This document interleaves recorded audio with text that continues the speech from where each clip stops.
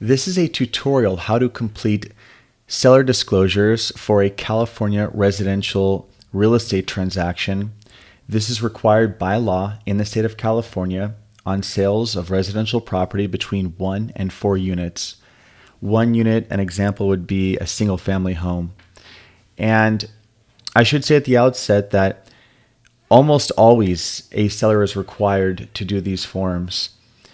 And sometimes I get a question whether or not if the property is held by an LLC or a corporation, if they're required, and the answer is yes.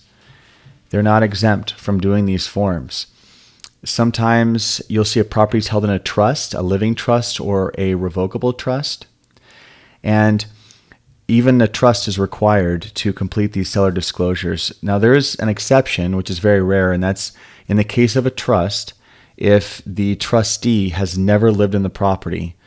Theoretically, if a property was in a trust and maybe a trustee inherited it or was charged with selling a property on behalf of other people in the same trust but never lived in it. So it's a very rare scenario, but generally speaking, it's always wise to do these disclosures. So we'll jump right into it. It starts here with a very handy instruction sheet. And this tells you in 3 steps what you need to do to put together disclosures. And it's a lot. There's an abundant amount of disclosures in California, but this is about as easy as you can put together legally required forms. I've really put a lot of effort into making it straightforward so that it's easy to bundle all this up and not be completely overwhelmed, because at first glance it's a lot of paperwork.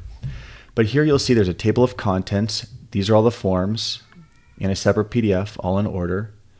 Notes here, again, 3 instructions on what you need to do. And if you just take a couple minutes to read this, you'll see it very easily instructs you how to perform the disclosures. And then it ends with natural hazard disclosure, which again is another required document. And you have this 2-page instructions to refer back to, but we'll go through all of it and you'll see it's pretty straightforward. Now, sometimes I hear that buyers might waive disclosures or they'll waive the natural hazard disclosure. And that's not legally sufficient because the obligation is between the state of California and the seller. So the seller has to deliver these documents containing everything the seller knows. And if the buyer wants to just sign off and throw them away or read them or whatever, that's the buyer's business. But ultimately, it's the seller who's obligated by the state to perform all this and to disclose. So in short, the buyer can't waive it. I will say that, okay, so I'm going to jump between a couple PDFs here. I'm going to show you first, this is in one PDF, I've put together and bundled all the disclosures you see here in the table of content. So it makes it very simple. You can refer back to the table of contents. You can see the list in order, the page numbers, and then refer back to this knowing that this is everything. These are all the forms that you need to fill out as a seller. There's also a booklet that accompanies this, and there's a few booklets that are required to deliver to a buyer. And what I did is I just combined them into one PDF. You get the PDF as a download that you can attach and send to the buyer. And that's what this looks like. These are booklets. It's 119 pages when you put it all together. Again, there's a lot of paperwork in California, but this is the easiest way to bundle it. All the booklets that you need to pass on, which are effectively advisories for the buyer, I just put them all together in one, attach it as an email, or attach them as a PDF into your email, send it to the buyer, and consider it done. And then for the disclosures that you fill out, let's get right into them. So you'll see we start with the real estate transfer disclosure, the TDS as it's referred to, and you can see in the instructions, here we are, we have the transfer disclosure statement, the TDS. So you can see that we're already beginning here. It's in that same order as the table of contents. And we'll jump right into it. So you're going to put the city, the county, street address, the date. If you had an inspection done on your property, like a termite inspection or something done prior, you're going to check this box and write it in here. If not, just leave it blank. You're going to check the box whether or not the seller is or is not occupying the property. and you're going to initial here. Now, it's kind of odd how this form is put together, but this is a template made by the state. So for whatever reason, it's done in this format, and I would just say complete it to the best of your capabilities. Here you basically have a checkbox for whatever features the property has. Number of remote controls, you'll fill in a number. I mean, it's just a questionnaire basically. If you don't know, here's an important thing that I'll remind you throughout all this, but a seller can only disclose what they know. A seller will get in trouble if they conceal or misrepresent something about the condition of their home or a material fact relating to the property. But you, as a seller, cannot get in trouble for not disclosing something that you didn't know about. Because if you didn't know about it, how could you disclose it? So a lot of times sellers get flustered or nervous because they think, well, I don't know. I don't know how old the roof is, or I don't know something. And there might be a question asking. If you don't know, put that you don't know, because that's an acceptable answer. Again, you want to make sure you disclose everything that you know and not misrepresent or conceal anything. That's how you get in trouble as a seller. It's going to ask you questions. Again, this is a questionnaire on your property. Very straightforward. And then you're going to initial. If you want to explain anything additionally, you can write it in here. You can get a Word document from Microsoft Word, fill it out, and include it in this bundle if you want. It's going to ask you here, are you familiar with any of the following? Yes or no checkboxes. All straightforward stuff. It's asking you, keep in mind, are you aware? If the answer is I don't know, well, then you're not aware of it. Because if you're aware of it, you'd know. So just put no in that case. I'm not necessarily trying to steer you to a certain direction with how to fill these out. I'm just telling you that it's asking you what you know. And many times you may not know something. And at that point, you just can put no, because if you either know it or you don't. And it could be, but if you don't know about it, you'll just check the no box. You'll initial here, continues on, more questions, very straightforward. You're going to sign off. This is an agent inspection disclosure. If you're doing a for sale by owner, this is not relevant to your transaction. You can just put a cross through it. You can write NA. You can leave it blank. You're going to initially here for good measure, acknowledging that there's a page 5 of 6. You're going to sign off here at the very end. And that's it. That's the transfer disclosure statement, and we're done with it. Now, this right here is a receipt for that booklet in this. Remember this bundle of all this 116 pages of advisories and just boilerplate verbiage to disclose to the buyer? This is the receipt for that statement. That's basically saying that you've gotten the booklet, and it's going to ask you questions about earthquake hazards. So this is even more apparent that you have the option of putting don't know, but it's going to ask you information about your property, and it's going to ask you these yes or no or don't know questions, and then you'll sign off.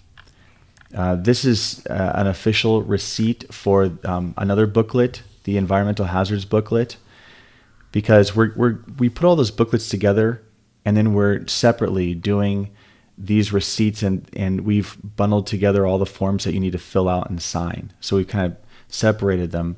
But this is where the buyer is acknowledging that they received your separate PDF full of all 116 pages of fun reading.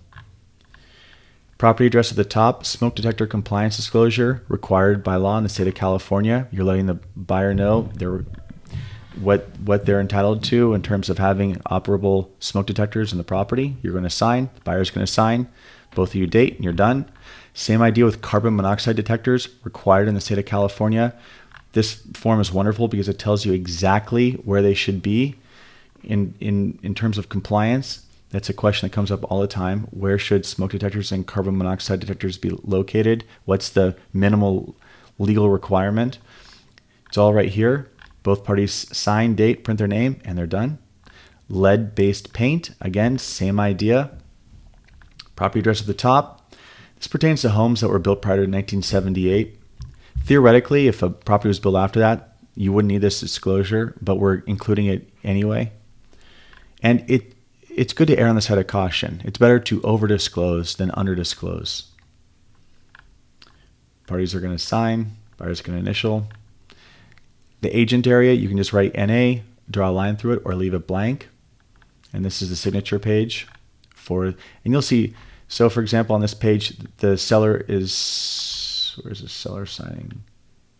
Oh, seller's initialing on this page. So, and you'll see the buyer's signing up here. So there's nowhere for the seller to sign up here. So the seller's just initialing this page, acknowledging receipt. So just keep a lookout for initials at the bottom, because if one of the parties isn't signing at the top of the page, then they need to initial at the bottom so that both parties have acknowledged that this document exists and they're aware of it. Water conserving plumbing fixture disclosure.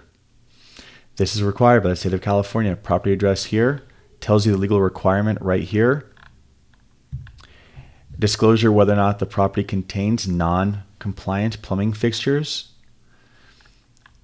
And initials, you'll put any non-compliant plumbing fixtures. These are non-water conserving plumbing fixtures. Like if you have an old house that isn't a low flush toilet or something like that, you might write it here. Again, whatever you know, write it down. If you think it, if you suspect it, if you know it, write it down. Better to disclose so the buyer's aware of you want the buyer to be aware of everything you know. That's the mindset to have when completing all this. Both parties sign, print, and date. Property address, water heater compliance. Water heaters need to be strapped. Here's the law. Here's the requirement. Both parties are acknowledging this and signing off. Supplementary property tax disclosure. When the buyer buys a property, typically it's a higher price than what the seller bought it for. The county then reassesses. And since taxes were prorated in escrow based on what the seller paid for property taxes, well, at a higher sales price, they're going to get reassessed by the county. And so the county's going to say, hey, that's great that escrow already prorated what you need to pay based on what the seller was paying, but you paid more than the seller, so we're going to bill you for the difference. So in the mail, the buyer is very likely to have a supplementary property tax bill show up. And that's an unpleasant surprise. So you want to let people know in advance that such an event is going to happen likely. Buyer's going to sign off, acknowledging that they may get a supplementary tax bill. Substitute attestation. Okay, so without getting into a more complex tangent here, basically a seller, if a seller is a foreign person, then there's a withholding requirement. If withholding's not done, the IRS could come after the buyer to pay it. Kind of a mess, but it gets solved very easily in escrow.